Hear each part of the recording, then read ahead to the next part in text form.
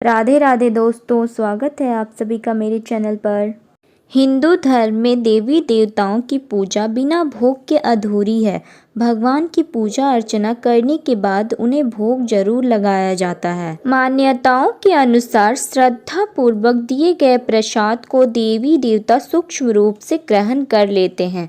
प्रसाद का स्थूल स्वरूप रह जाता है जिसे बाद में हम ग्रहण करते हैं। दोस्तों, भगवान को भोग तो सभी लगाते हैं, लेकिन भोग लगाने का सही तरीका क्या है, भगवान को भोग कैसे लगाना चाहिए और कौन से भगवान को किस चीज़ का भोग लगाना चाहिए, इसमें हमेशा गलती होने की गुंजाइश बनी रहती है। इस वीडियो में मैं भोग के विषय में आपकी सारी दुविधा को दूर करने जा रही हूँ। वीडियो को पूरा देखें, स्किप ना करें।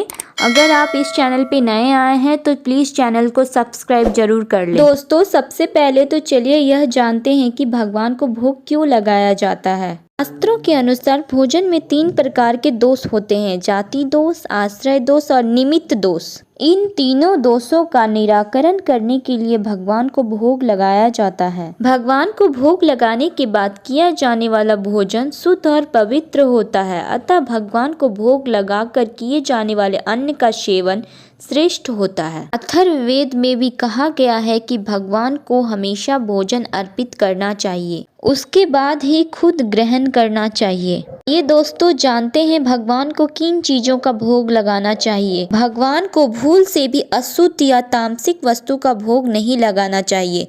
शास्त्रों के अनुसार लहसुन और प्याज से बने हुए व्यंजन का भोग नहीं लगाना चाहिए। भगवान के भोजन यानी भोग में शुद्ध घी का ही प्रयोग करना चाहिए। भगवान के भोग में तेल, मसालों और मिर्च का प्रयोग नहीं करना चाहिए। कटु और तीखी चीजें राजसी भोजन मानी गई है, इसलिए इनके प्रयोग से बचना चाहिए। जो सात्विक चीजें हम भोजन में लेते हैं उनका भोग लगाना चाहिए, जैसे दाल, भात, चपाती, सब्जी, हलवा, खीर, पूरी आदि। समय और मौसम के अनुसार भोग लगाया जा सकता है, जैसे सुबह दूध, मिष्ठान आदि का भोग लगा सकते हैं। दोपहर में पूरा भोजन बनता है तब उसका भोग लगा सकते हैं। गर्मी के मौसम में ठंडे और सर्दी के मौसम में गर्म व्यंजन का भोग ठीक रहता है। यदि पका हुआ कुछ भोग में चढ़ाने में आप समर्थ नहीं है तो फल और मिष्ठान को भी भोग में अर्पित करना चाहिए। फल ना हो तो फूल पत्ती का भी भोग लगाया जा सकता है। फूल पत्ती भी ना हो तो केवल जल का भी भोग लगाया जा सकता है। जल भी उपलब्ध ना हो तो ऐसी परिस्थिति में मनोभाव से भगवान को भोग लगाया जा सकता है। दूसरे शब्दों में किस चीज का भोग लगा रहे हैं, इसकी अपेक्षा किस मनोभाव से भोग लगा रहे हैं, यह अधिक महत्व रखता है। भगवान का भोग बनाते समय मन का भाव शुद्ध रखना चाहिए। रसोई में चप्पल, जूते आदि के साथ प्रवेश नहीं करना चाहिए। भोजन बनाते समय शुद्धता का विशेष ध्यान रखना चाहिए। भगवान के लिए भोग खुद अपने हाथों से बनाना चाहिए, ना कि नौकर के द्वारा। भगवान के लिए भोजन बनाते समय अलग चूल्हे और अलग बर्तन रखने चाहिए। भगवान को प्रसाद अर्पित करने का नियम। दोस्तों, शास्त्रों में भगवान को भोग अर्पित करने का कुछ नियम बताया गया है। भगवान को भोग लगाते समय इन बातों का ध्यान रखना चाहिए, तभी प्रसाद भगवान द्वारा ग्रहण किए जाते हैं और आपको पूजा का फल मिलता है। आइए जानते हैं इन नियमों के बारे में। दोस्तों, पूजा खत्म होने पर भगवान को उनका ध्यान करते हुए पूरी श्रद्धा के साथ भोग लगाना चाहिए। शास्त्रों के अनुसार भगवान को भोग लगाने के लिए सोने, चांदी, तांबा, कांसा या मिट्टी का पात्र अथवा केले के पत्ते का प्रयोग करना चाहिए। भोग अर्पित करने के लिए सबसे पहले शुद्ध जल हाथ में लेकर भगवान के सामने जमीन पर गोलाकार जल छिड़कना चाहिए। उस पर भोजन की थाली रखनी चाहिए। भगवान के दाएं हाथ की तरफ भोजन रखना चाहिए। शुद्ध जल का पात्र साथ में रखना चाहिए। अब दाएं हाथ की सभी उंगलियों और अंगूठा मिलाकर अन्न को छूना चाहिए।